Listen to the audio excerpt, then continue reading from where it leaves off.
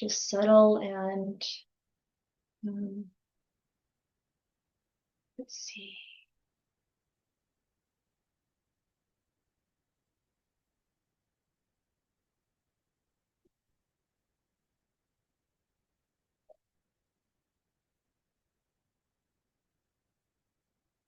Hmm.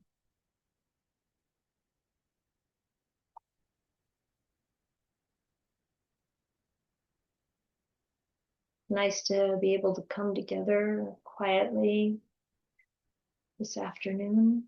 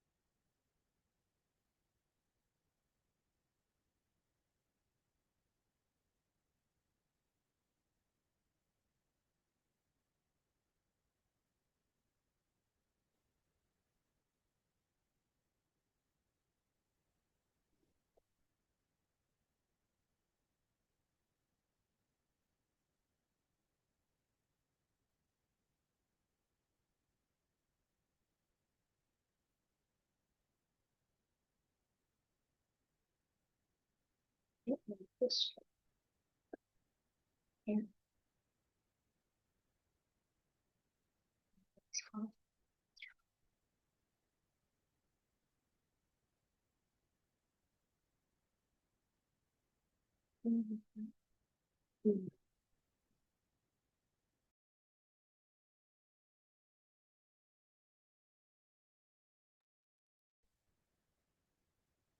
Okay.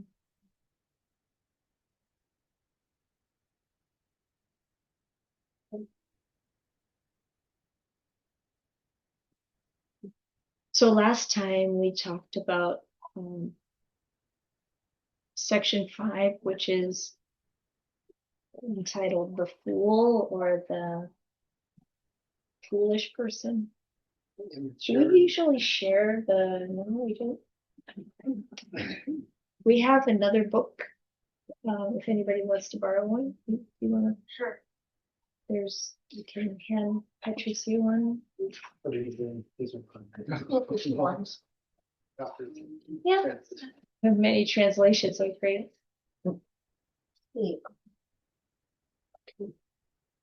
Should I take both of them or just choose one? Maybe I want to make right things. Yeah. Yes. Okay. I'll pass one this way. Also, that kind is good. This kind or this kind? I think the one in your left hand this time.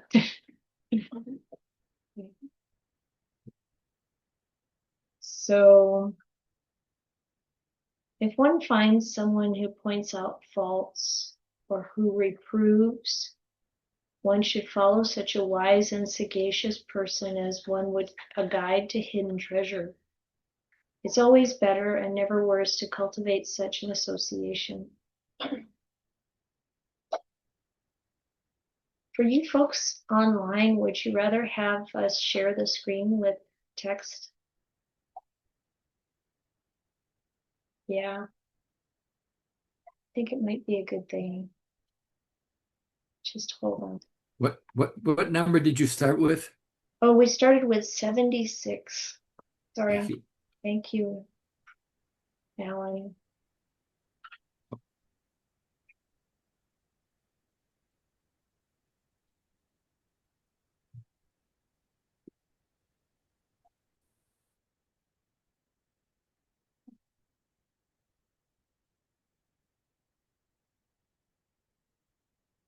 Wait a minute, maybe this is in groups. I think it is.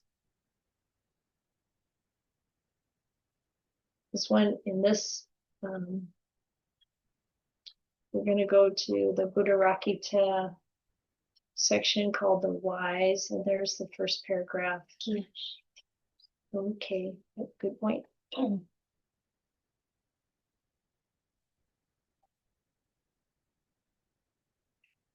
right, now you can see it.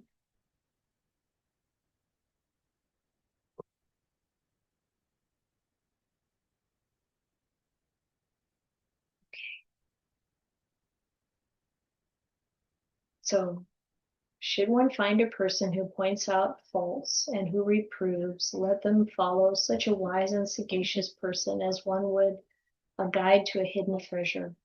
It's always better and never worse to cultivate such an association. What do you think? I think about, is this just a critical person? Not be all that wise?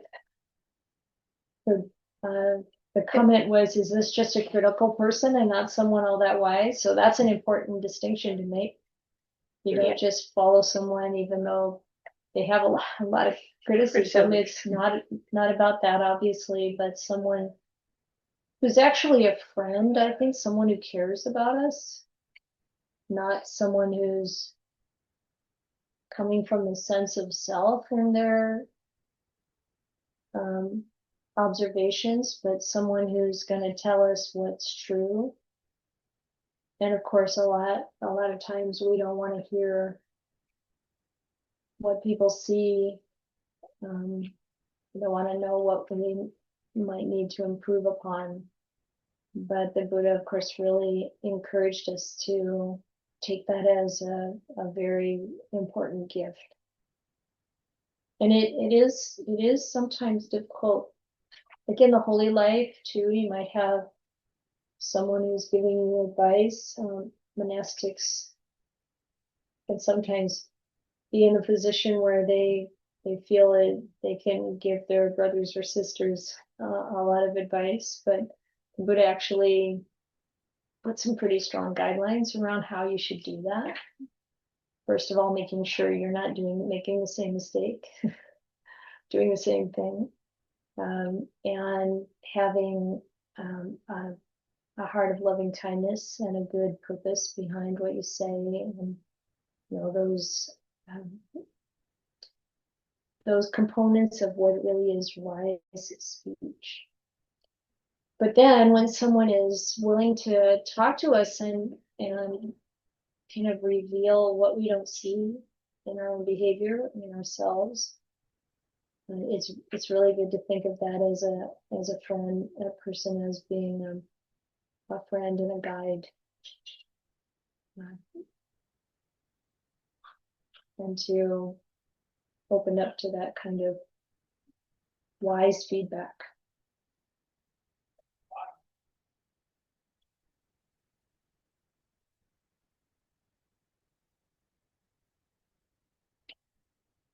I feel like we should take turns reading, but I think that would mean coming up to the microphone. If anybody would like to read, let me know, or anybody online can just raise your hand. But in the meantime, I'll go to the next one. Let them admonish, instruct, and shield one from wrong. They are indeed as dear to he indeed is dear to the good and detestable to the evil. So it's all in the male gender here. I'm trying to make an adjustment because it's all just to kind of make it accessible to everybody. Let them admonish, instruct, and shield one from wrong. So of course, this really is someone who's wise and is going to look out for us. They are dear to the good and detestable to the evil.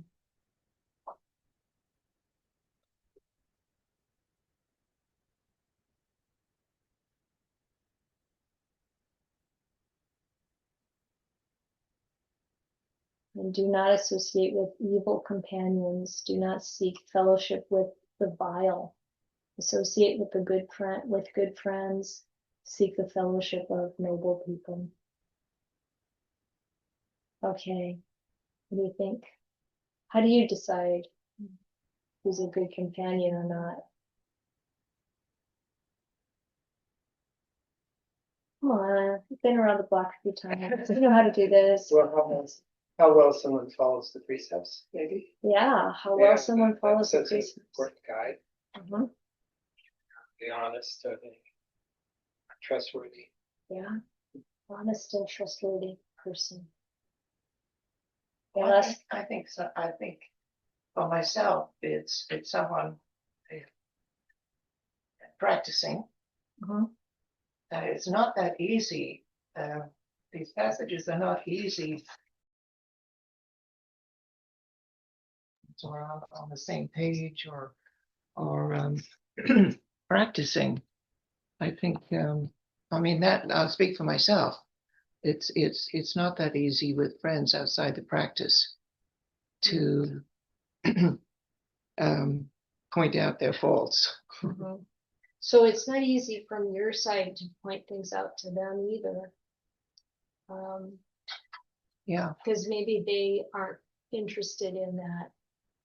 It kind of need, usually I think it's better to have the buy-in of the person that they want to listen, right? And they may not want to listen. No, yeah. I mean that's where I see it. Mm-hmm. I may point out a fault to a friend and they get defensive or tell me I'm wrong.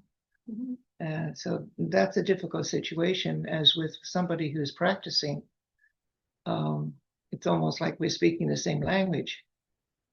Right, right. It can be more of a conversation around how to practice than it is Yeah, kind of admonishment of Yeah, what's ours. yeah.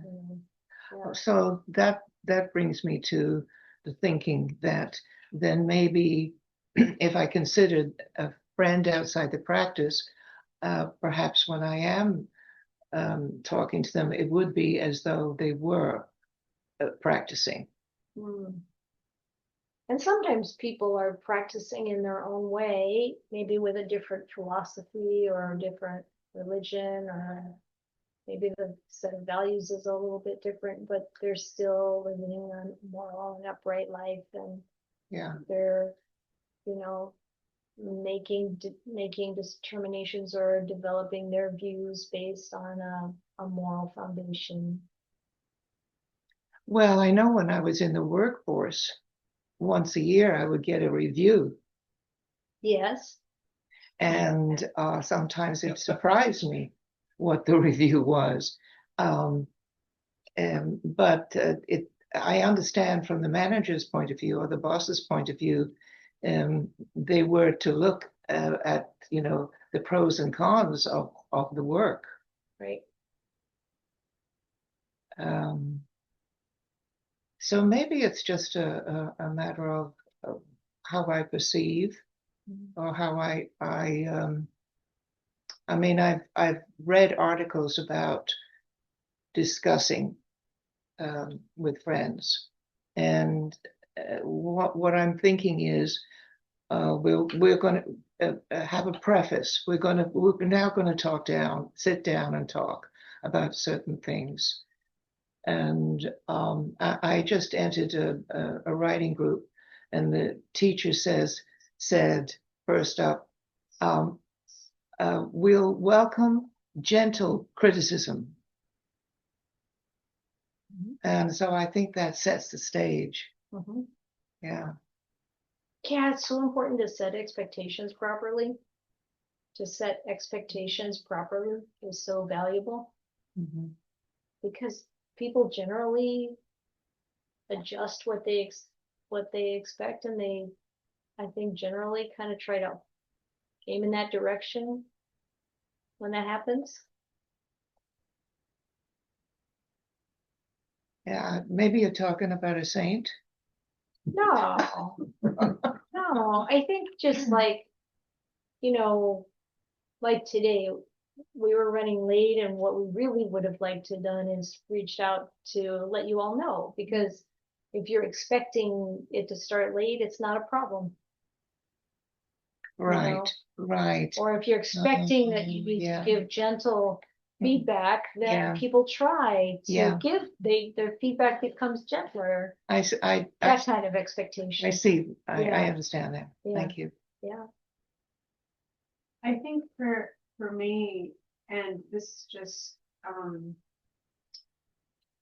is that it took me some time to realize that, because I grew up in a very traditional household, in a very, very strong community of mostly Latinos and Latinas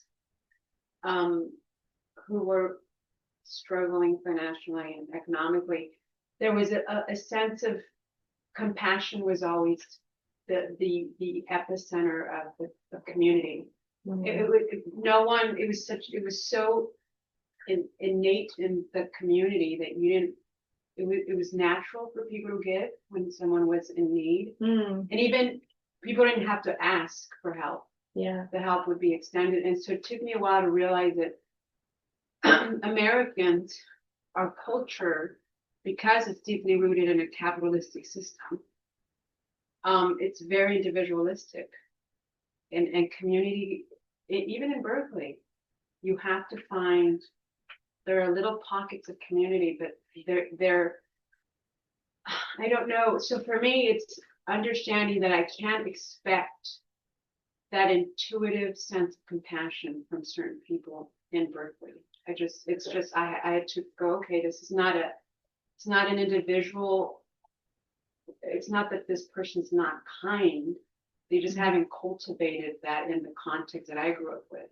Yeah. So I gravitate towards people who grew up in such communities. And these tend to be communities of color, mostly. And so it just happens very naturally where I find myself finding community with people who are struggling. These are communities that are still struggling. And so there's this individualism doesn't really exist in these communities. But I live in both worlds. And so I always have to kind of check in with myself and say, okay, that person is kind and they're doing the work and they just have not cultivated that very normal way of living in mostly people of color communities or immigrant communities. And I do feel a sense of being fully seen in those communities. There's kind of a disconnect. And yeah, that's all. That's what I wanted to say is that there's a level of wisdom that is innate in those communities. And then there are individuals that didn't grow up with it, so they have to cultivate that much later in their lives. That must be very hard. Can't imagine having to learn such an important part of being a person as a grown up. We were taught that as when we were kids. And I think that's really hard, especially with the political times that we're living with. Yeah. So when we're thinking about this association with people who are good, it's also got a very strong component of cultural conditioning. Sure. Yeah. And you grow up in a community that's much more likely to be sharing and taking care of each other, then that feels like it's safe and much more, what are the words that they use here in the translation? Good friends, noble people. And it can feel like someone who's conditioned and has grown up in maybe a more individualistic or, like what success means is individual success and, carving your own way out of things and not so community oriented or family oriented, that may feel like this is unsafe or bad kind of association, Or maybe, just different. You and recognize. It took me a while to realize that it's not that person. It's not like they're the bad person. No, they're it's just they coming from a different place. They're just starting to cultivate that heart. Yeah. And they may not in this lifetime. Yeah. And it is what it is. I've set expectations that are reasonable. I don't expect individuals like that to behave like myself, for example. Yeah. I think this is really valuable reflection on what is our social and cultural conditioning, that it's still conditioning.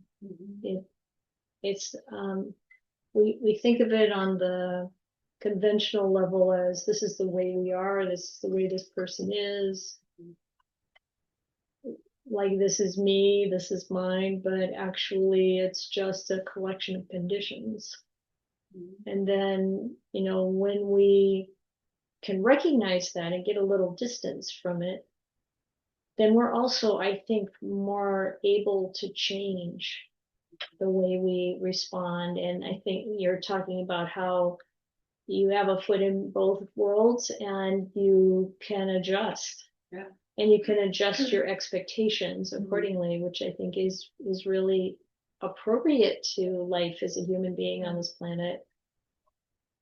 And we don't want to adjust from selflessness to selfishness. We want to go the other way. And we don't want to adjust from moral behavior to immoral behavior, of course. And so being able to be aware of that when we're in a situation where there is an accepted immoral behavior, that we want to pull the other direction instead of going along with the stream. And so finding friends who have that same sensitivity and understanding is really helpful. And when they talk about having fellowship with noble people, they're really talking about people who have made some progress on the path. So that those who see the Dhamma more clearly, and that we can learn so much from being in contact with them. Any other comments on this verse? Yes, Martha. Hi, this is Martha. Yes. My translation is a little different. I like seeing these different translations of things. Uh-huh. It's just different words to convey the same concepts. I get a lot of good feedback. I've had a therapist all my life, and so I don't feel all that comfortable with getting feedback from friends. Focus, except for friends that I'm real close to, that we have fun together. So we have rapport first, and like we have a lot of positive energy going on between us. And oftentimes we'll talk about ourselves more so than the other person.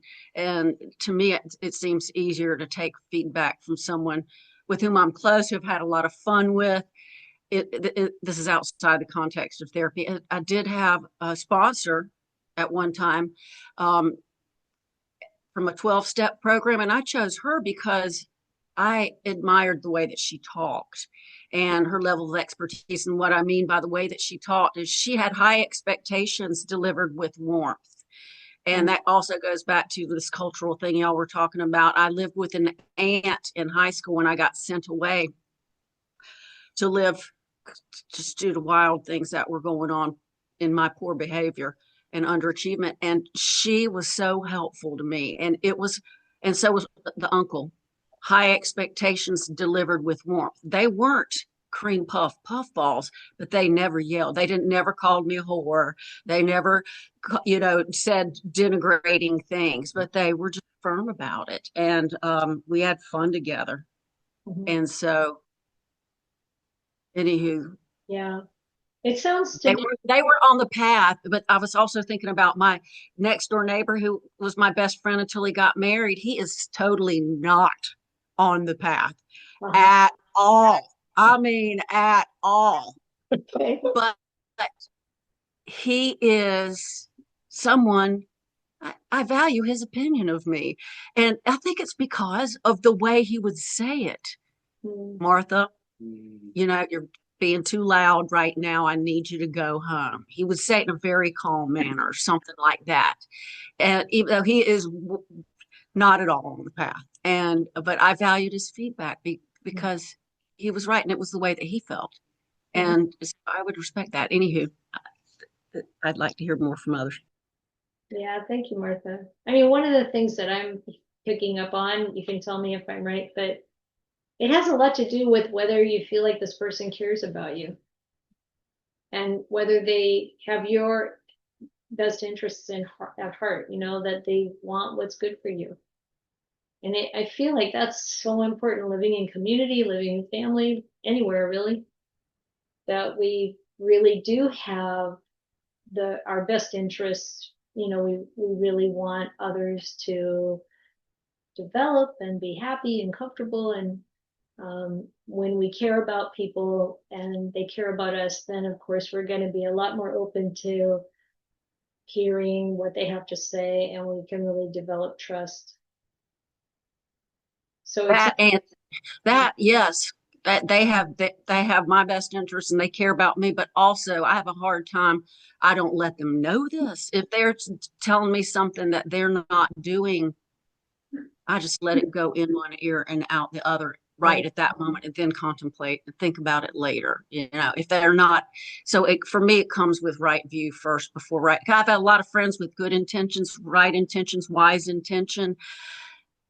Maybe I think sometimes they were all about maybe trying to show how smart they were. Yeah, trying to look And good, not really following through. but they did not have the knowledge, they didn't have the right view for why is she suffering so much, you know. So and so anywho, maybe it goes back to that path. I don't know. Yeah, thank you. Yes, Erica. Yeah, um, I feel like being like very self-critical is so common these days that you might want a friend that points out almost like your good qualities. Yeah, Um, somebody to point out your good qualities truthfully. right. I've seen that a few times, and that seems to like make an impact. So Mhm, mhm. yeah. That sounds good. Yes, that's true. That's a good.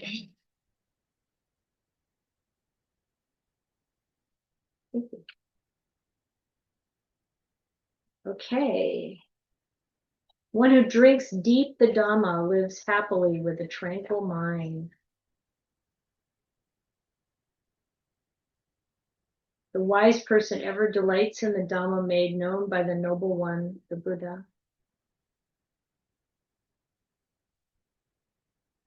That sounds good. One who drinks deep the Dhamma lives happily with a tranquil mind. The wise person ever delights in the Dhamma made known by the noble one.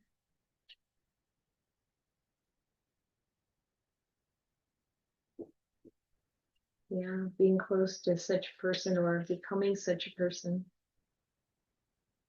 I think that's really our aim.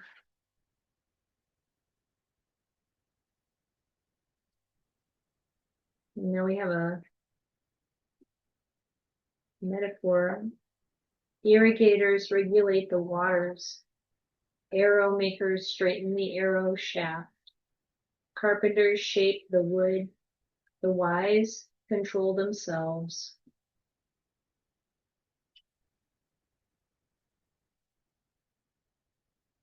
It's definitely a theme about the controlling ourselves instead of trying to control others.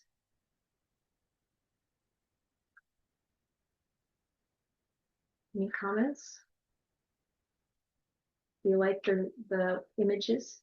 For some reason, that one's one I always remember. There's something really beautiful about the simplicity of that one, about how just as being skilled in a craft, also being skilled in taming yourself, taming the mind.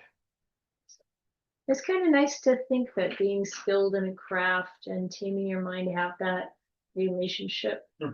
You know, it's like, yeah, we can learn things. And with practice, we can do them well. And that's what the practice is. It's not just trying to sit with your mind going blank and, being quiet. I'm not putting meditation down, so important.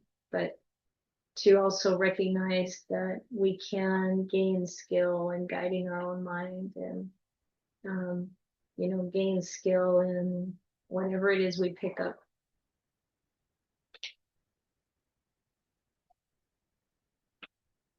Is there anything you've learned from picking up a craft or, playing a musical instrument or something like that that has helped you, encouraged you in the Dhamma practice?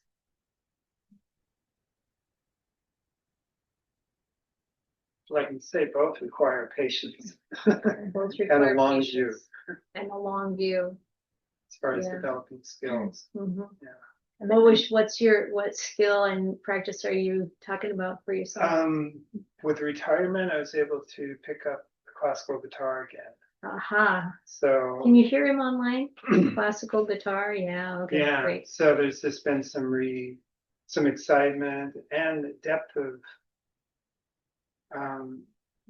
investigation from that it's able to touch into again. I think at this point, my meditation practice is also helping me with being more present and being able to reach further development of what I'm doing these days. Nice. So, though not perfect, I can still just feel some real joy and just discovering something new and making little shifts and changes and improvements. Just as the wise, learn to tame themselves. So, yes. Good. Thank you. Anybody else? I have not through an instrument, but I do a lot of cleaning, housekeeping. I've always done that, but then it became the only way that I could make anything at all. A lot of cleaning, a lot of things that other people won't do, shoveling, cleaning, working. And to me, and also I worked with children for many years too, and was always real nervous because I never wanted to do them harm. And so that's where I really brought the practice in to my work. And later on, I lost that. But the irritation that comes up from having to do the dishes for everybody else because no one else is doing them, we don't have a dishwasher, that irritation from constantly cleaning up everybody's mess all the time has helped me learn how to let go and be present in the moment fully. That has helped me a lot. And being with kids, not wanting to do harm, being aware of what's going on. My heart is pounding. I'm worrying about the next meeting. I want to make sure that if nothing else, this kid knows he's being listened to. It brings me back to, I want to be present with this person. And in order to do that, I have to not be lost in thought. And I kind of apply that to everything that I do. Good. It makes it more bearable. Beautiful. Thank you, Martha. I have a question. How does like Can you talk a little louder, like Patrice? for fully ordained nuns, how do you continue like this practice? Because it's a very intentional, ongoing practice for you. How does this apply to you? Well, I don't know if you could hear her online. The question is, oh, you could. Good, thank you. I'm glad this thing is working. Because I like being here. Yeah. How does it apply to us? Well, it's constant. I mean, and like this morning, I was talking about a practice I just recently started picking up, but kind of developing in for myself, and it's like finding ways to work with the mind, work with at whatever stage one is in terms of, you can look back over the long view, like Stephen was talking about, and see the progress. And you can see that even though things, enthusiasm, like energy, there's all kinds of things that kind of ebb and flow, but to really have the will, the sense of urgency to keep coming back and refreshing, reinvigorating the practice, maybe coming up with a little bit different way of looking at it. We also get a lot of support by living in community. And it's like we've been the two of us for 10 years. We're very happy to have Erica with us right now, but people kind of come and go, and we're connected with other monastics in this country and beyond this country. And so there's a lot of sharing and support within the monastic sangha. And then of course it's really helpful to teach for me, because it's a pressure to find ways to express things. So yeah, I think this is kind of the immersion approach, where you just really talking about Dhamma. It's so fortunate that the monastic sangha has maintained the Buddha's teachings down through the millennia, because sometimes I can just ask myself, okay, what really is calling to me right now? Is it to look into the scriptures? Is it to listen to someone online? Is it to have a meeting with one of my teachers? Is it talking to my sisters? Is it, like really diving deep in some way into the practice on my own? There are a lot of options. Wow. Yeah. Beautiful. Yeah. And what the Buddha says about friendship and community and listening to each other, listening to others, it's real. It's really is what makes it all keep going. I would say our own determination.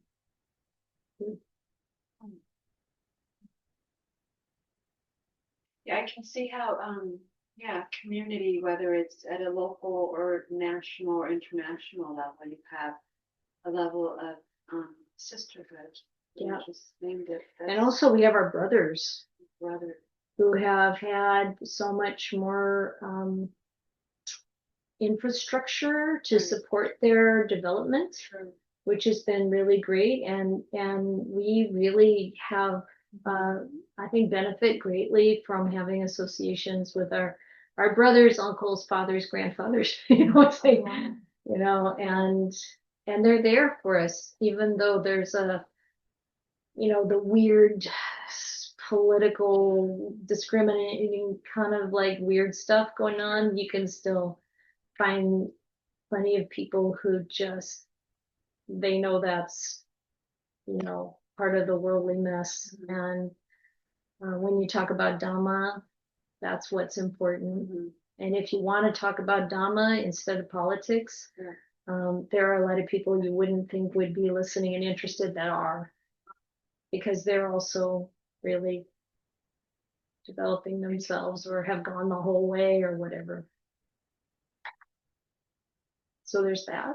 Yes, like a large community, basically. Strong. A huge family. Yeah. Yep.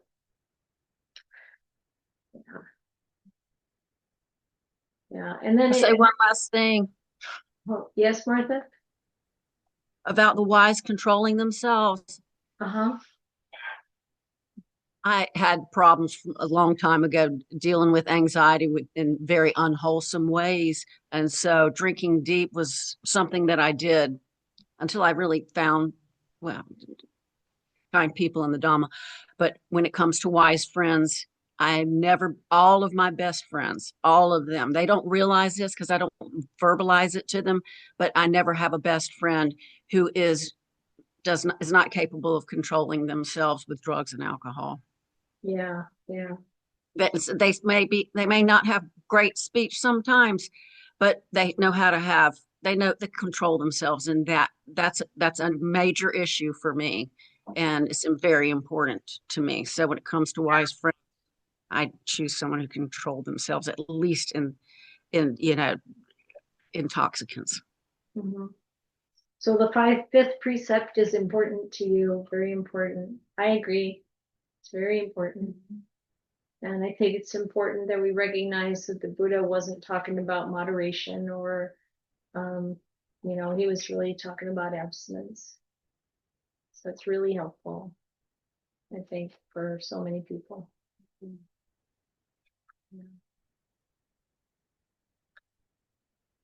Okay, the next one. Number 81. Just as a solid rock is not shaken by the wind, even so the wise are not affected by praise or blame. It's a great practice, isn't it, to hear praise and blame and see how much shaking goes on. And then, oh yeah, the personality is shaken, but really, seriously. I think there's another thing that I've seen where in practicing maintaining that stability in the face of praise, particularly, sometimes people will just deflect it. And it's good to look at that too, I think. Can we really hear what people are saying that's positive and evaluate it as if we're thinking about something else other than this being that we take so much that we identify so strongly with? Like, what if I just look at that with a bit more objectivity? Any comments?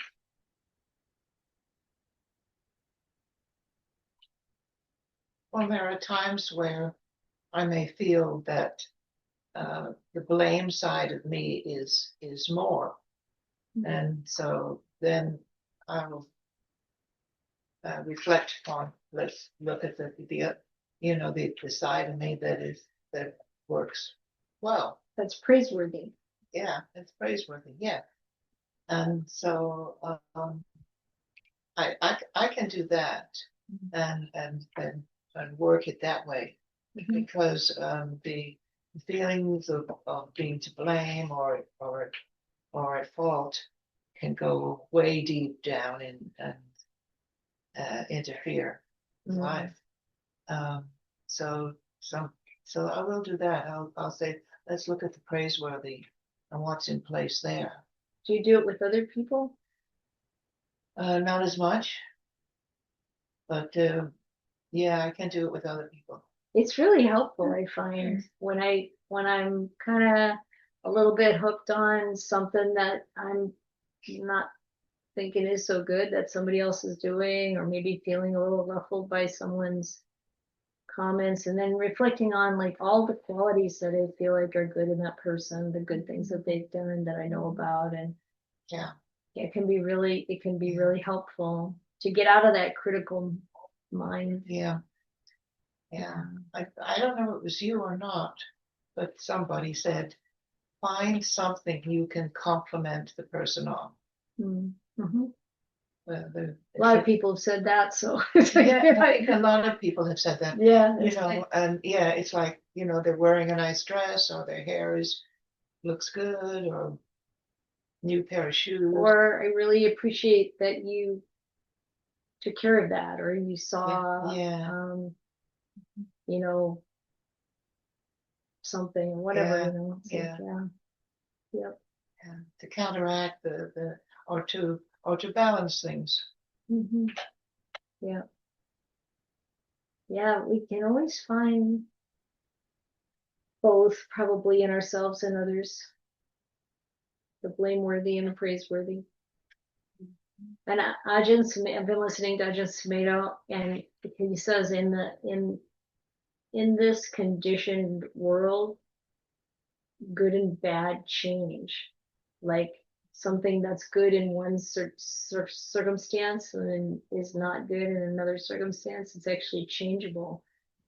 And of course, there are some things that are consistent, and the precepts, I think, point this out, that if we do certain things, there is a karmic result. So the Buddha, like when the suttas say that he teaches the efficacy of action, it's like, if we take actions of a certain kind, there's going to be a certain kind of result. Good actions lead to good results. Bad actions lead to bad results. And this is natural, part of the way things are. But there are a lot of other things in the conditioned world where there's so much judgment of right and wrong and good and bad that actually change from time to time, and that's worth recognizing. And I don't know, it's just to not get too righteous about our own opinions. Be a little more circumspect and see that if someone else has a different point of view, it might be possible to see how that might be true, even though there might be ways that it isn't. Does that make sense? Yeah. Sort of, yeah. Another thing that guides me is causes and conditions. Because Yeah. sometimes I'll see people behaving in a way that I can't find anything good about them or the behavior. Yeah. But then I can wonder, why are they doing something that Yeah. so That does not lead to their own happiness or the happiness of anyone else. And then I wonder, what is their story? Yeah. You know, and that's where I always, another thing I say is to lead with compassion. Yep. Yeah. Yeah, that's good. Mhm. Good. Yeah, Erica? Yeah, there's like this where the Buddha says it's hard to find a being that hasn't been your mother or your father or your brother or sister or son or daughter. Mm-hmm. So I should probably start doing this again, but sometimes I just like to imagine like a random person. Like, what if we were like best friends, like in a past life or something? Right. And What if they saved your life in a previous Right. lifetime? right, but like, Or, and yeah. it's not so much like that if it really happened or not. It's just like, I mean, the Mhm. potential is there in a sense. Mhm. Yeah, that makes me feel happy, I guess. Mhm. Yes, I heard that before, and I can't remember where. I think it might have been Kemma. Mhm. I think the Dutch or German nun. Yeah. Ayakema. Yes, yeah. And she's, if you come across like perhaps a difficult person or somebody that I'm having difficulty with, to imagine they were my mother in a past life. That's Yeah. beautiful. Yeah. Yeah, Could well be, they say. yeah, yeah. Especially people that we may have an immediate reaction to, even though we don't know them. I think there's a very good chance that we encountered them before and there was something going on, either something we liked or something we didn't like. Yeah. Yeah. A year ago, I don't know how I arrived at this, but I always imagined that I lived that person's life in the previous life. Ah. Oh. Every person I meet, Uh-huh. I always wonder, I've been in their exact shoes. Mm. I've been in, literally, I've had their, I was that person in a previous life. And that often makes me kind of see them fully. Uh-huh.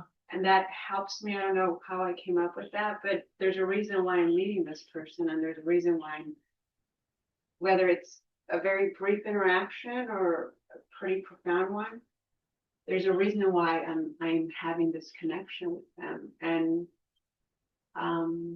yeah, that's kind of has helped me in the last year. Yeah, I can really see how having that thought, that creating that context helps you look more deeply or being more interested or being more sensitive, listening better, observing more about what's happening there. It's like kind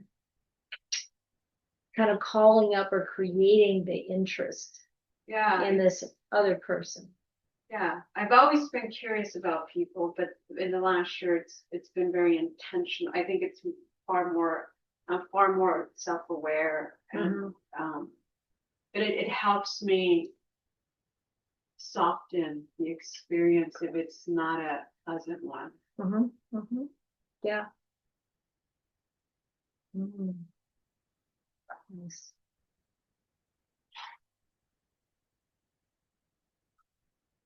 Number 82, on hearing the teachings, the wise become perfectly purified like a lake, deep, clear, and limpid.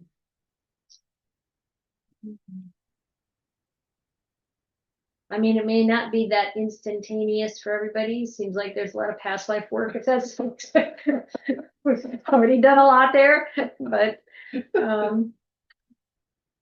it's good to remember that whether there's time, it is hearing the teachings that starts us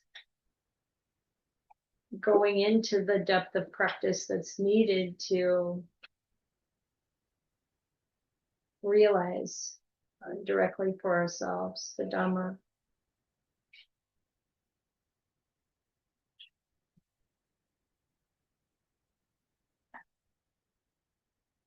The good renounce attachment for everything. The virtuous do not prattle with a yearning for pleasures.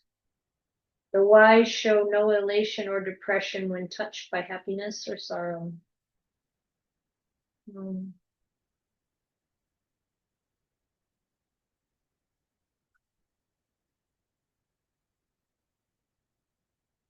What do you think?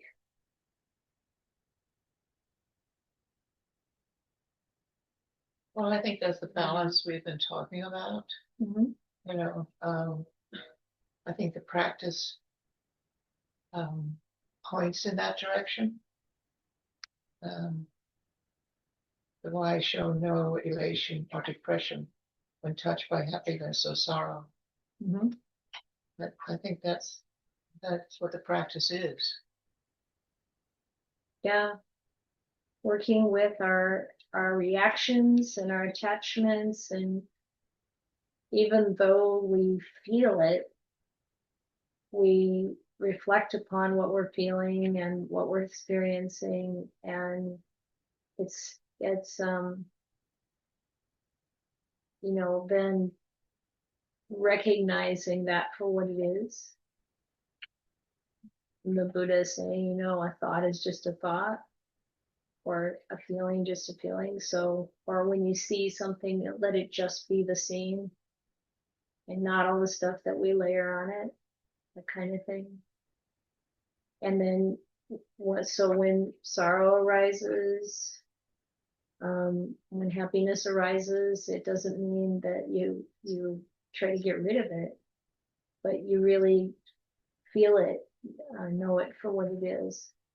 If it's sorrow, you understand the cause. If it's happiness, of course, you also understand the cause, but you also let it lift up your heart. It depends on what kind it is. It is a spiritual happiness or a material happiness. And then, just always encouraging the mind towards the wholesome. Yeah. This makes me think. I'm listening and I haven't finished your talk, and I forgot the monk's name.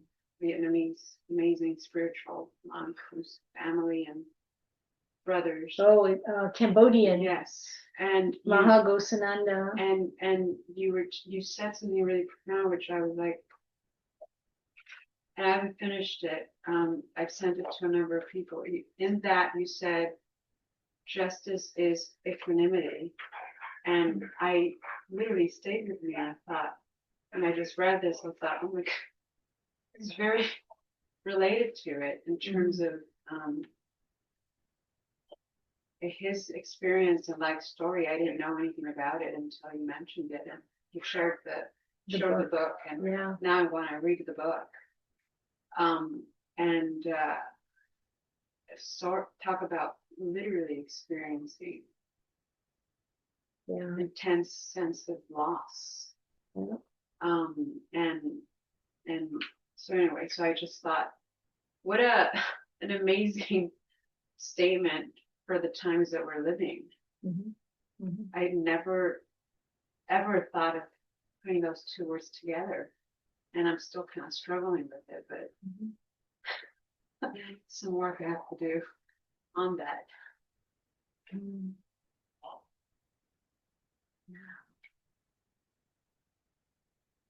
I think it's interesting that it says the wise show no elation or depression. Yep. When touched by happiness or so. It's not that they don't feel it. You said that already. Yeah, that's right. In this version, it says, keep on walking, whatever happens, don't speak vain words. So it's not that you don't feel it. You just don't have unwise response to it. Yep, that's right.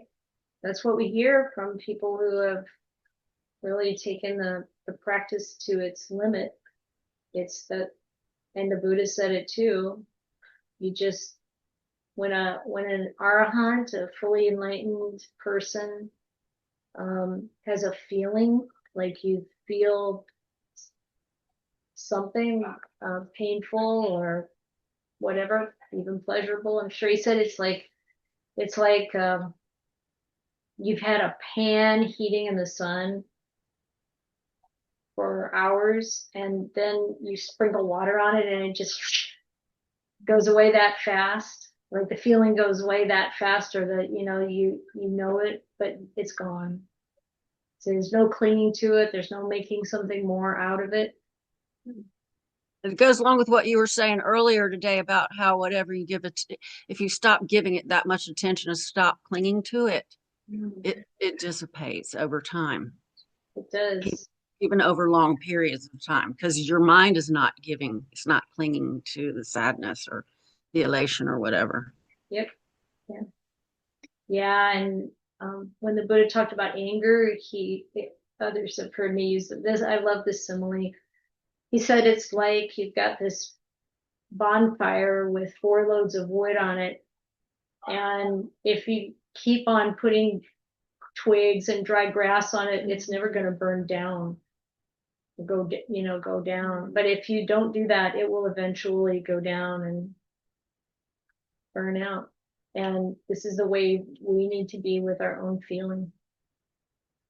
And he's also not saying you have to, squash the fire or throw water on it or anything. You just let that simmer down by not thinking about that again or whatever it is that caused it to come up.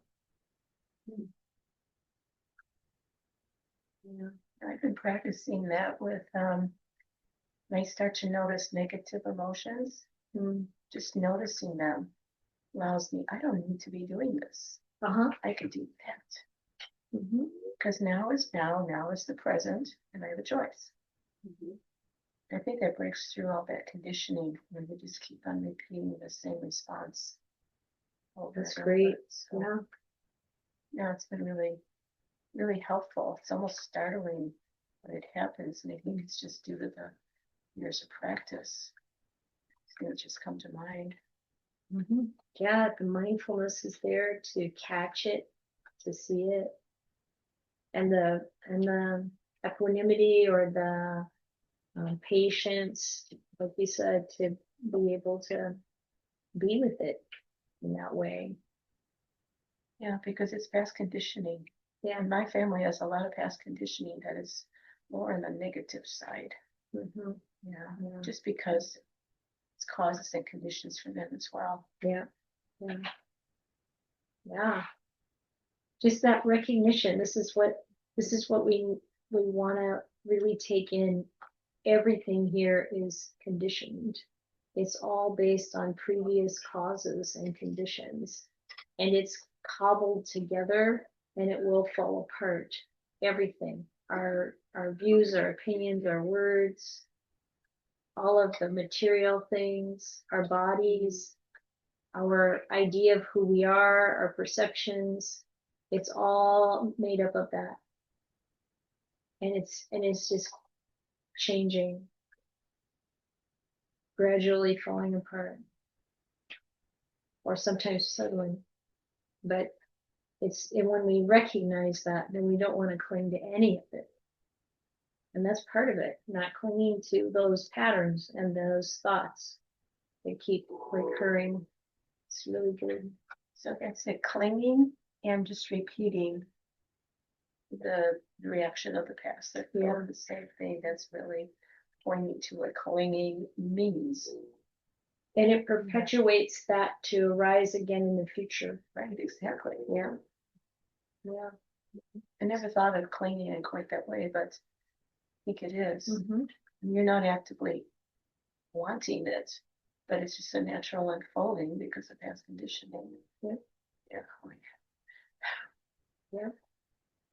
Yeah, it can be really persistent, but so can we. Well, that's the blessing of the Dhamma. It absolutely is. It's helped me so enormously. And my sister just took a whole different path, and she cultivates anger. Oh, that's so sad. No, it's just really, so sad. Yeah. And I don't see any way that I could actually, I don't know, address it. Yeah, as much as we would like to help someone else in that kind of situation, it's only possible if they want that help. Yeah, because you can really be harmed. I could be harmed. I know I could. Oh yeah. I think I'm more protected by the Dhamma than I was obviously in the past, and I probably could withstand it, but it wouldn't be necessarily helpful to her. Yeah. I would like it to be just. I'd like to have a relationship. Yeah. I think you help her when you don't react to it yourself. I bet you're already doing it by you're just not saying it, you're modeling it. That's what I think. If you, Yeah, cutting off the conditioning, Yeah. otherwise it replicates itself. Yeah, and she'll see that. I think is what Martha's thinking. Yeah. She'll see that. Whether she takes it in or not, or really acknowledges it, you never know. Someday it might like, oh. Well, maybe- sometimes they're jealous. Sometimes they're jealous because you're not getting caught up in it, you know? well, misery does love company. Like, Or you could just be loving Yes. without, if you feel like it's becoming, shifting you, but you can always just love her. Yeah. you know, that's really a good suggestion. I think I might actually try that, and even though I'm not communicating, because she's not open to it. You know, I just reached out, and I said, I'd really like to be in contact with you, and 3 really main emails just really fast. She hasn't changed a bit. Mhm. So now it has to be just mental or You know, you know. that's really, thank you. Wow. Yeah, just send her good energy. Yeah, I think I'm gonna do that because it's gonna change me for sure. Because right now I'm afraid. Oh yeah, it's good to share the merit of your efforts, of your practice with her, and just wish her well. And there's a lot that goes on beyond this material world and physical communications and contact. Maybe someday she'll call me. You never know. If I live long enough. But You want to be guided by right action, keeping your heart open. Yep. And it can't be guided by you'll only do the right thing if you get the right result that you want. So. Yeah, it has to be irrelevant, irrespective of the results. Yeah. Not looking for any kind of result. And that's true generosity, like we're giving, from our heart. And it's a gift, and whether it reaches her, whether she responds is out of control, and it doesn't diminish at all your good thoughts and your good wishes and your sharing merit. yeah, I think I'm gonna emphasize that part. I have tried to reach out, and she sends a picture of me that is so inaccurate. Yeah. Well, and she's got a lot of suffering inside. I know she does. That she would come out with that right away. There's a lot of dukkha there. You know, I had I'm not gonna go into details about it. I had just a really shocking experience after my mom died, and she and I had gone shopping to buy some things. So we're gonna make little mementos and things for we had a dinner afterward in honor of them. Oh my goodness, I just took this little piece of blue ribbon. She started shooting at me about how selfish I was. And we had this craft table that's making these little things. Amazing. Something really triggered her. And then her husband joined the band. Oh wow. Oh yeah. I think I left my body because I ended up in this back bedroom. I don't know how I got there, but I did. So yeah, sorry, I told details. No, I'm sorry. It was so hard. Yeah, I'd like to have a relationship with her, but I don't really think we could talk. Yeah. Because it's conditioning. When what you condition, it's just so solid after years of doing it. Yeah. But the thing, to remember is that we don't want to carry it on into the future, this life or the next life. That's for sure. And so, really developing, like Patrice is right on, really developing that heart of love and that intention of kindness and compassion. And yeah, just wishing her well. Yep. Thank you. I have a sister myself, and I understand 100%. So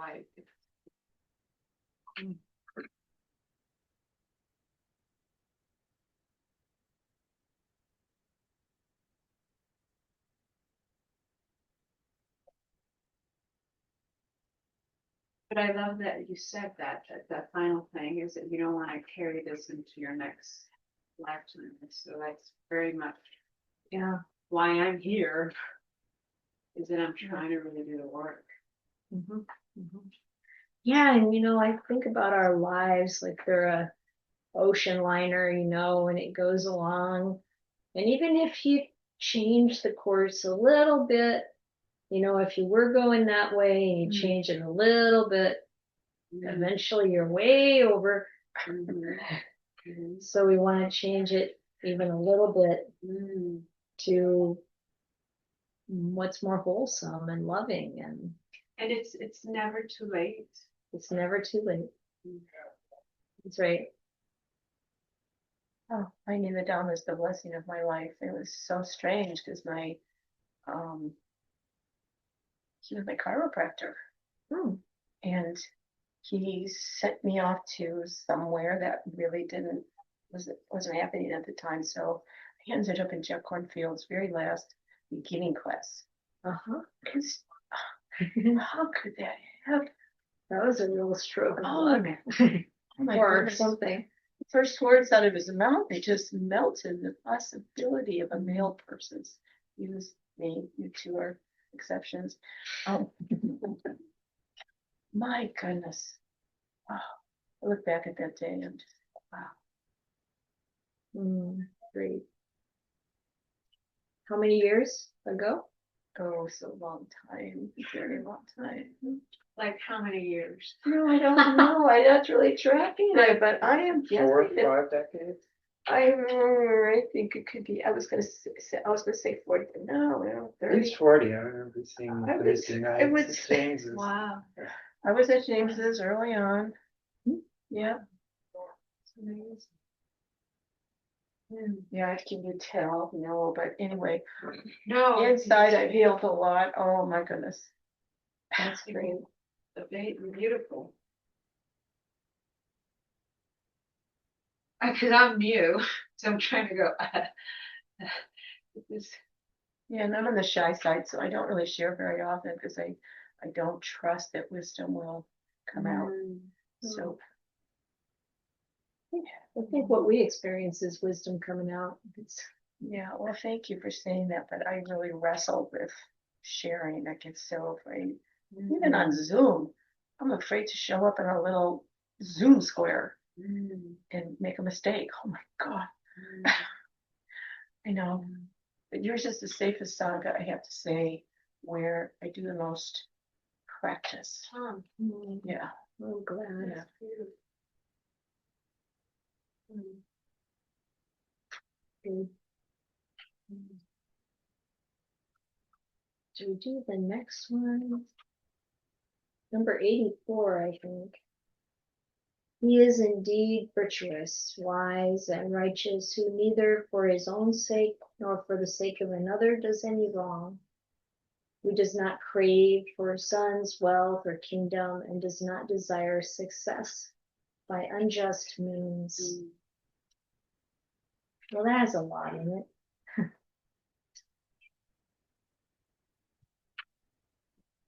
Yeah.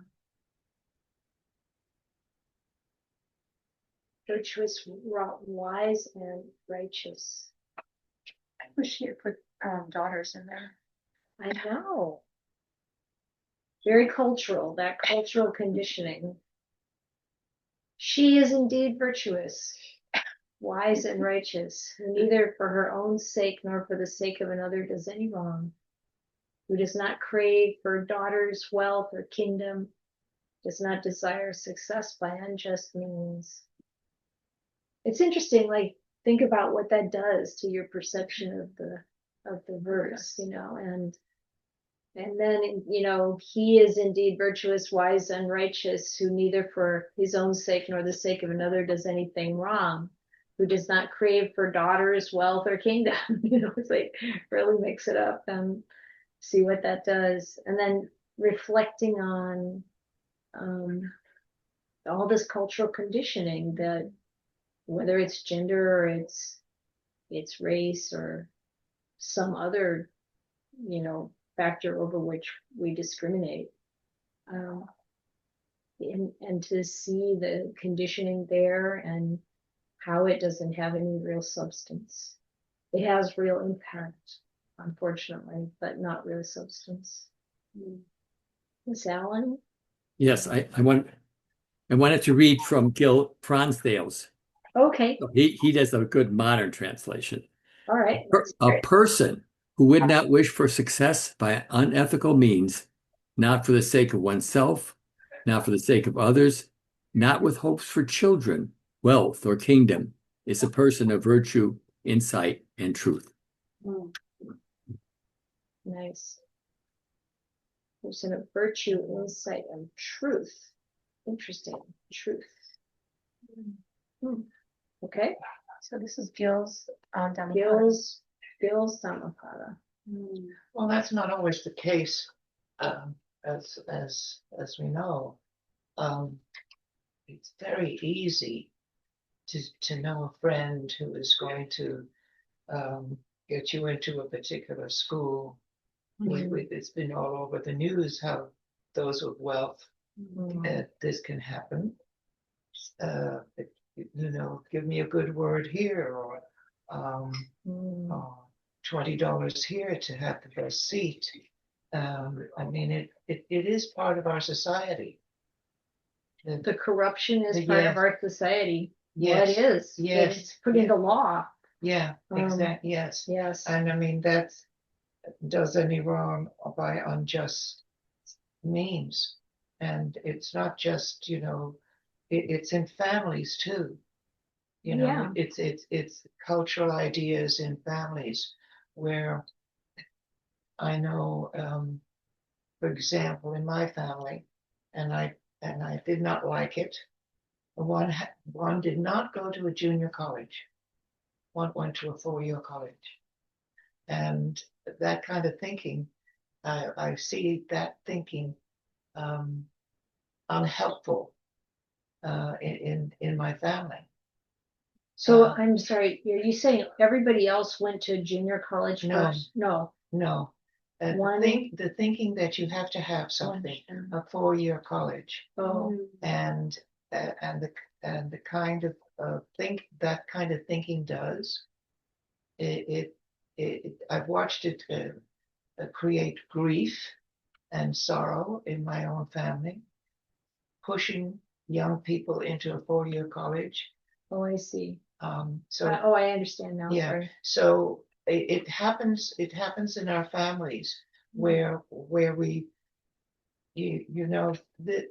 where I consider this wrong.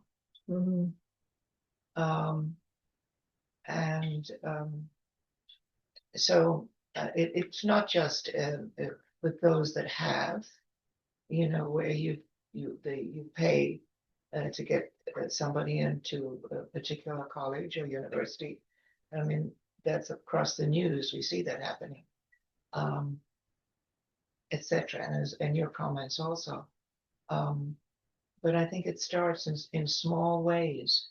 I think it can start in really small ways.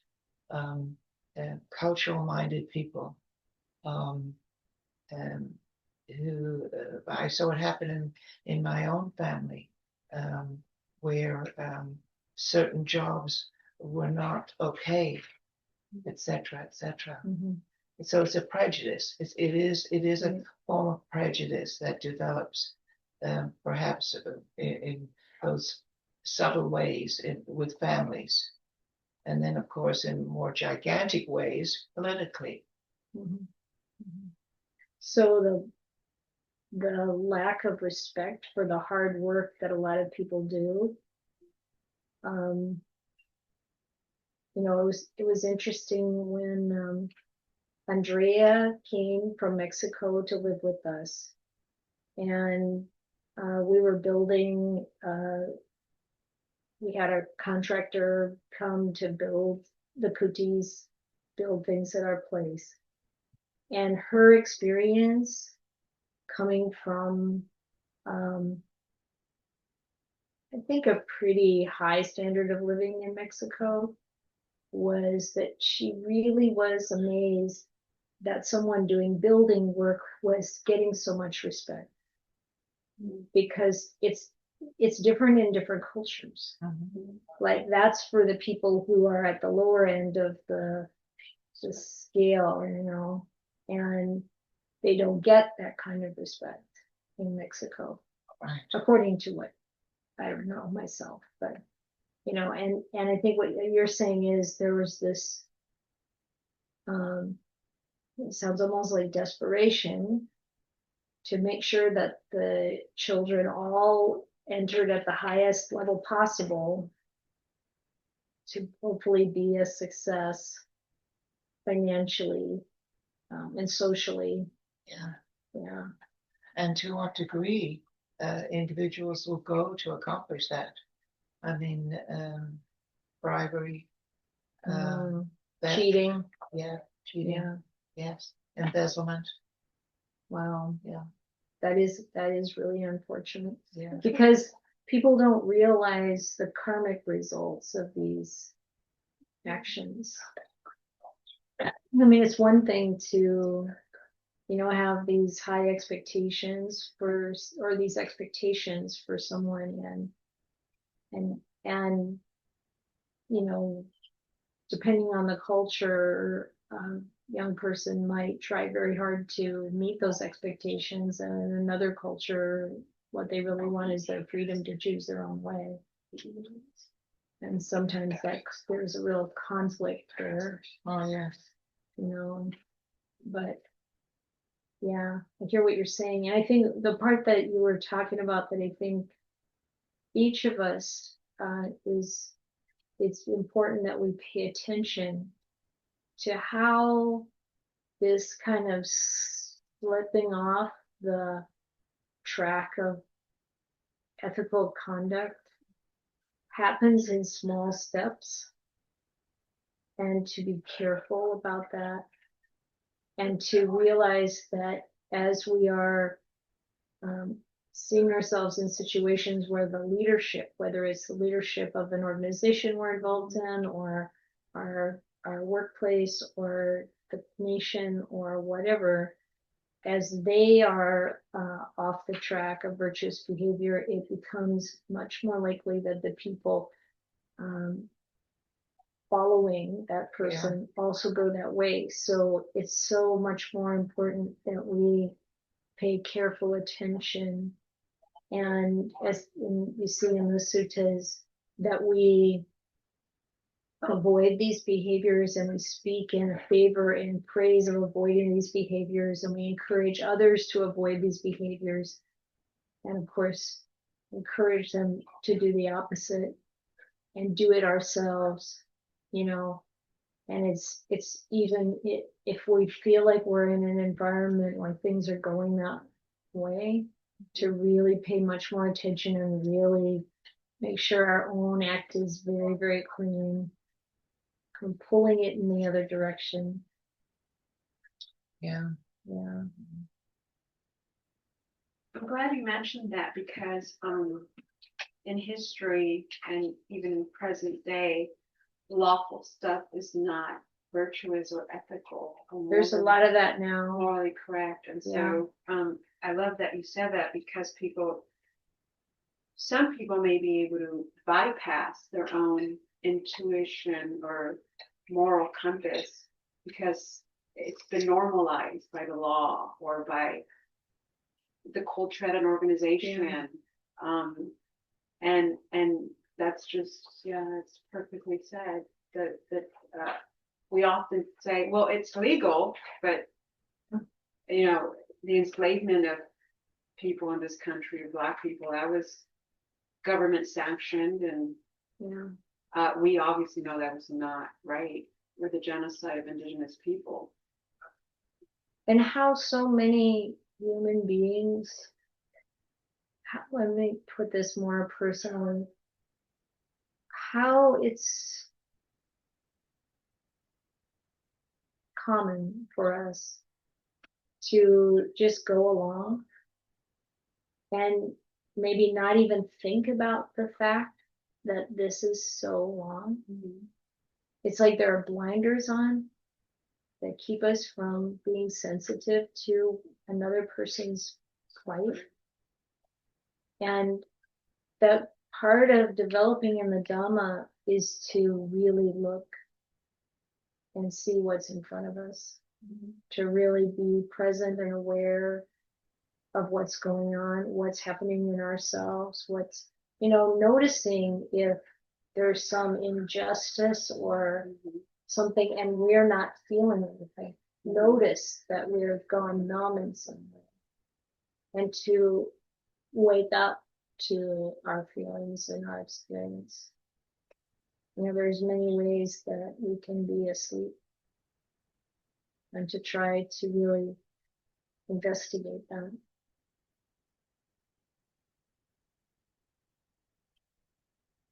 And this is why the next verse, few among us are those who cross to the farther shore. The rest, the bulk of people, only run up and down the hither bank.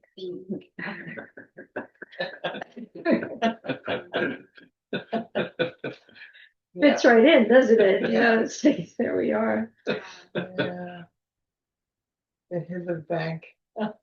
Yeah. Good phrase.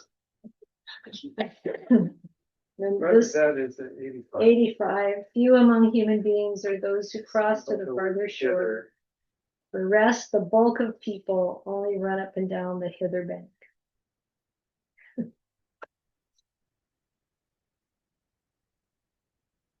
Yeah.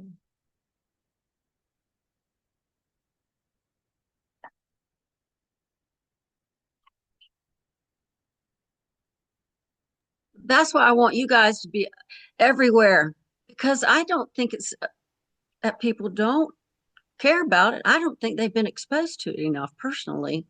Every person I know who's been exposed to this type of teaching has been like, it's been a life changer for them, just because, I guess because I'm in the South and most people come from a Judeo-Christian background, and they're like, wow, how come I've never heard of this before? That's why y'all should be everywhere, everywhere. It just We're working on it, Martha. Doing what? Yeah. Thank you. Where in the South? I'm in South Carolina, Yeah. in the upper part of the state where it's extremely conservative. Brought up in Goodness. Yeah. Goodness for the internet. about the craving, the sons and wealth thing. It starts so early if we don't actively, if there's no one paying attention, like said about, we have to do it ourselves, and we do have to actively work again. Because my nephew, at such a young age, living in a bazillion-dollar house that was absolutely beautiful. I mean, people would really, with lots of vehicles, and their family with a very successful company with like a fleet of 40 vehicles. I mean, really, the nephew said, Aunt Martha, I want to have a sister, but we cannot afford it. And that really was his perception. And that's not because of my twin sister, who's exceedingly frugal, but the husband, who was constantly saying, because he's trying to be funny sometimes, oh, we're just poor, we can't afford that. But he also was frugal. But kids hear that and think of it. Yeah. And then yet, and when you're high, you never want to come down. You don't even understand that you really aren't. So it does, that conditioning starts very early. That's America's problem right there. I want it all. I want it now.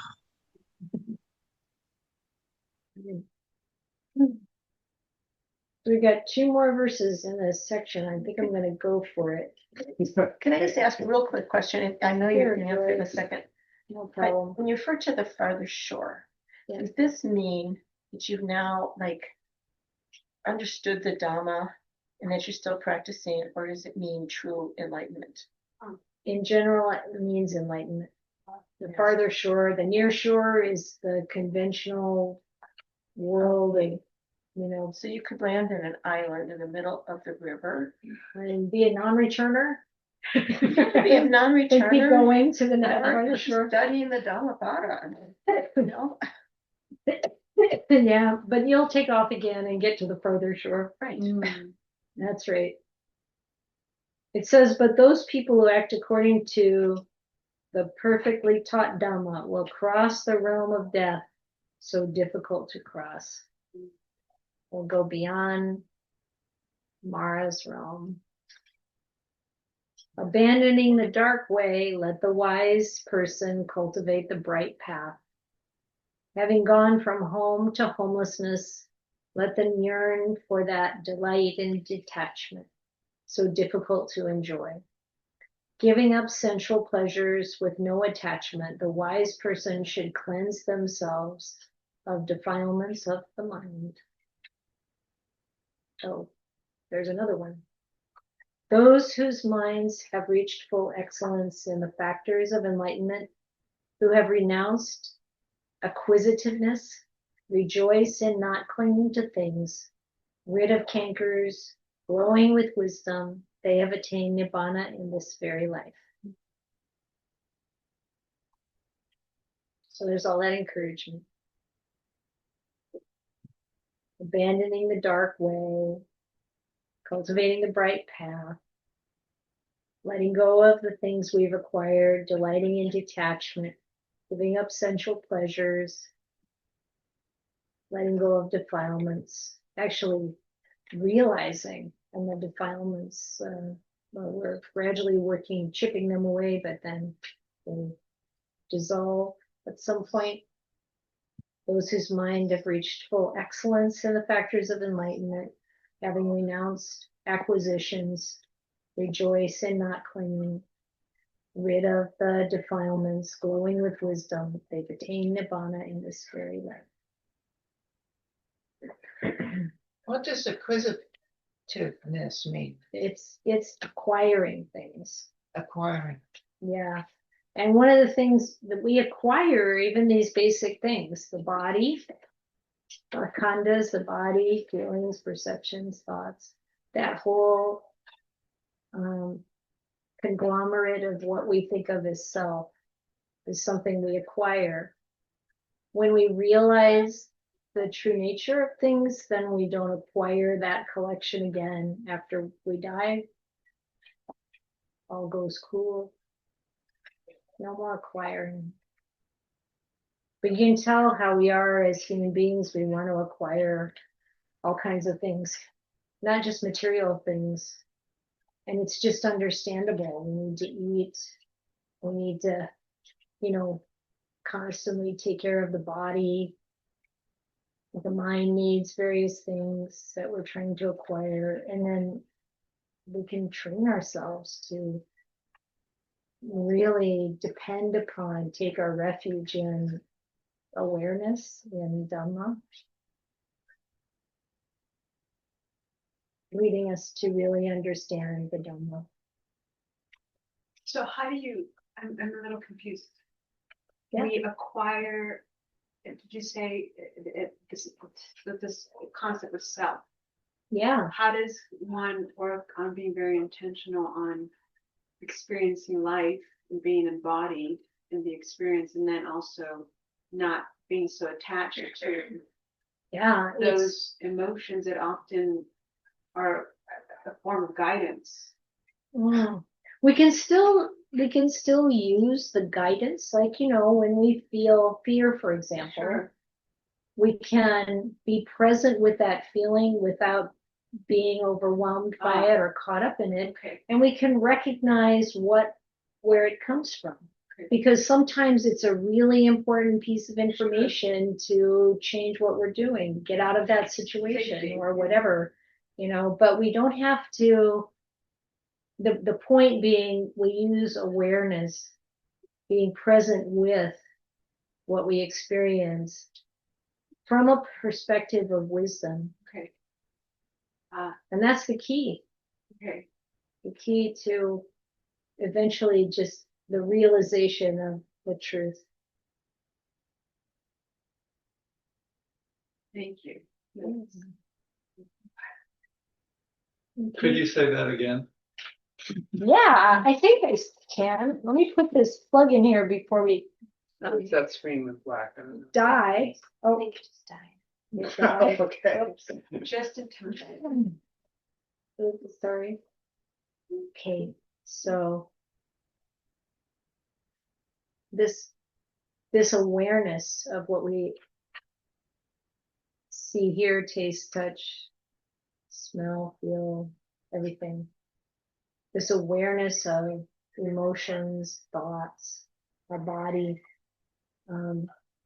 the awareness of what is happening right now, and our reactions to what we're hearing, anything.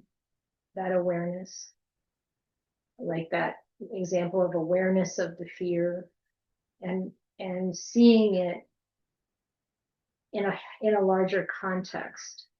So when we have strong emotions, we're just filled with them usually. We are just, I'm angry, or I'm sad, or I'm, we even say it that way. It's like everything at that time. But instead, learning how to step back from that and observe what we're experiencing.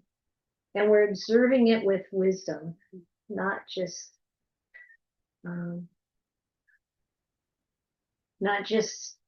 being there with it, but also seeing it through the lens of the Dhamma. And I think maybe the part you really wanted to hear again was that is the key. That awareness, that presence with, that view from the Dhamma, really taking the Dhamma as our basis for life, instead of the perspective of the sense of self.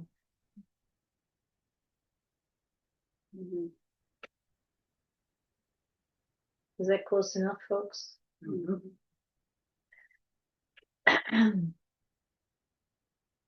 Any other questions or comments? Anyone?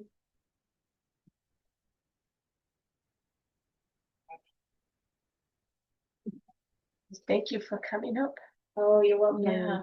Yeah. You're welcome. A long, difficult Would drive. anyone like their sharing removed from the recording? No. I don't particularly want to, but if you notice something that seems a little bit off, please feel free. It's totally right on. I didn't see any problem. Helpful, I think, to people. No problem. Okay.